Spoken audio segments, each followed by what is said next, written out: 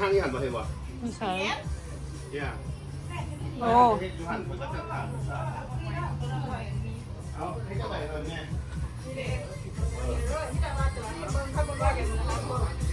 โอ้ยก็เอาปลาใส่เอาปลาไปใส่ผัดไปได้ใส่ พากันซุ้มกัน ใจเองก่อน กินซุ้มกันอีกแล้วมื้อนี้กินอย่างมื้อนี้ กระปุ้นเจียวขิง กระปุ้นเจียวขิง ฝีมือผู้ใด อ่า บัดอยู่นี่ให้ซีมก่อนน้อยนึงขึ้นมาบอกอีกแค่ไหนตื่น นี่บ่นี่บ่โอ้ว้าวนี่เด้อก ระปุ้นเจียวขิง ใส่ซีนน้ำบ่นี่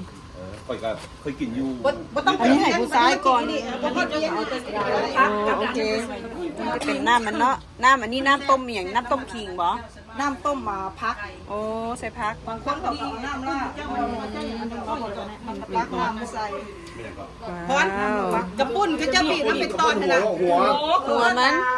พอนไก่ พอนไก่ ที่ว่าหัวไก่ที่ว่าข้าเจ้าเรือแล้วข้าเจ้าบ้านเขาขอได้ฟืน นี่ก็จะใส่ในกับนี่ โอ้ยกระดิกกินนั่นเดี๋ยวสุดยอดแล้วบ้านเราเขาพูดหัวล้นเนาะ มาซีเบิ้งทันบ่พอทิ้งใส่ขิงบีบผู้ใดมักเผ็ดจะแต่งในขั้นจะมักเผ็ดจะใส่ จะเป็นตำงูว่าซั่น คนมักเผ็ดน้ำลวกผักซื่อๆน่ะแม่อันนี้ลวกผักซื่อๆเอาน้ำลวกผักยังก่อน พักกันหอมพักอย่างนี้เขาไม่ได้ใส่ บ่ บ่ จะคุยกินกับบ่ กินกับเอา บ่ได้ใส่เว้ย อันนี้พรุ่นเฮ็ดหยังอยู่พิศนา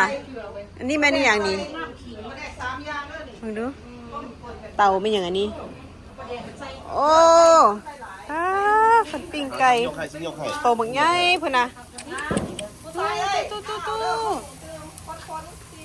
นี่ไก่อันปิ้งไก่น้าปงเนาะ หน้าปง อันนี้สูตรปักเซ่นี่เดี๋ยวซีมเบิ่งมันนวดแล้วบ่ตะ ว้าว ใส่นี่ตื่นใส่ปลาแดกนี่ใส่พวกนี้นี่น้ำตาลไปนัว เขาเคยไปลาวแล้ว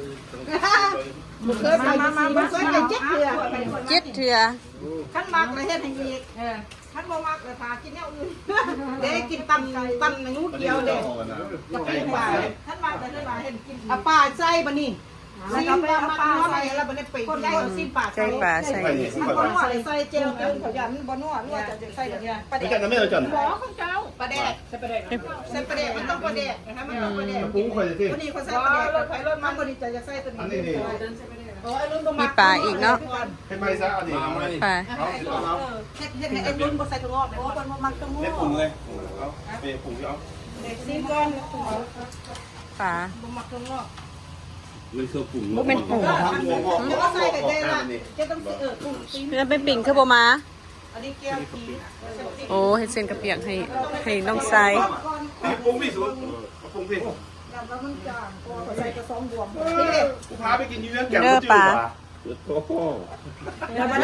บ่เคยไปเวียงจันทร์นะ จะต้องเฮ็ดจ้างเลยน้อยนึงเพราะว่าเขาสิเอาปลาใส่ ข้าวไหน เคยไปเวียงจันทร์ ก็ใส่ปิ้งปลาใส่ก็ อันนี้ไม่ต้องเป็นหัวน้ำตาล ก็ผู้มักตัวงอกว่าผู้ลุ้น หมอยังนะ ถ้าปรุงแล้วพอเพราะว่าเขาใส่น้อยเดียว ปรุงเลยแล้วก็เลี้ยวนะ แล้วเต็มปลาแดกแก้วอย่างอยู่ในตัวเขาไป ก็เสร็จไปเลยอีก เดี๋ยวจะใส่ปลาแดกแล้วเนาะก็ ไป ไป สิ ซื้อ ไปสิทากินนะไก่พี่ดอก ไปกับพูดเป็นคนเอาเงินจากไหน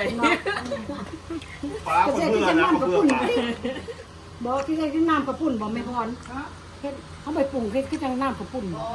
ไอ้โน่เขาปุ่นปลาแดกเอาอย่างใส่กันนะ เป็นคิงน้ำหน้าก็คิงแก้วคิงน้ำ ลิ้น หน้า ก้อนทำเอาตัวที่สองมันคือแซ่บเอาตัวที่สอง โอ้นั่นมันเจียวขิงอยู่พุ่น ได้ล้วน โอ้ อ่า แล้วมิจะมาป่าทอดป่าใส่มันนัวกับซีนซอนก็ใส่ของมัวก็อันนั้นคนบ่มักเลย ปลากระป๋าสดเนาะ เดี๋ยวซีบ้านเขาก็กินมันเป็นยังมันยังการนี่ มันห้อน เบิ่งดูแหละอันละบอกในว่ามันแซ่บอยู่บ่ ไปเจ้าเอามือแทกใส่กระป๋าดู โอ้มือข่อยใหญ่กว่า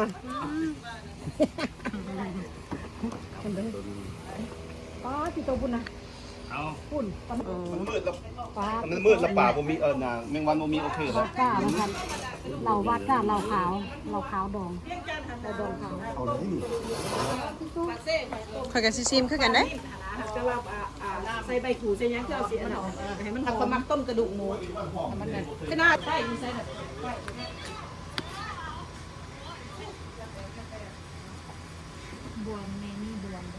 โอ้สงสัยเพิ่น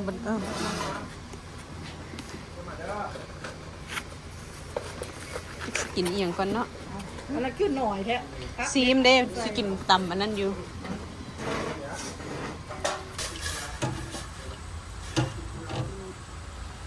น้ำต้มพัก มานี่ อุ้ย ว่าเฮ็ดเอง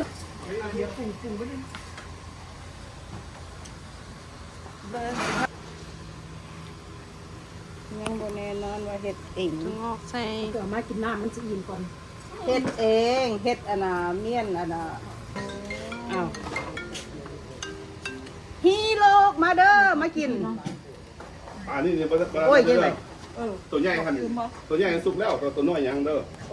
นี่เลยของใครนี่เอามาโลดนี่ค่ะก็เริ่มกินแล้ว โอ้ นี่ บ่ นะ มีใครเอาได้หั่นไม่เตี้ยได้เอา ล้วนจะเสียตัวนี้เลย ของพลุนแล้วบ่เอาเด้มันมีอันถั่วงอก อันนั้นพากันกินแล้วสิไม่ได้ค่อยสิแพ็คดอก เปิด ปิ้งไก่หน้าโปง หมูไก่น่ะ ระวังหน้าเด้อ ไฟใหม่ อ้ายไฟไฟไหม้เป่าเสียซื้อเบิดปิ้งไก่หน้าโปงไฟใหม่ไก่ โอ้ยโยมันกระเดวโดดเด้ยแล้วนี่นะ นี่แหละข้าเจ้าเปิดก็พอดี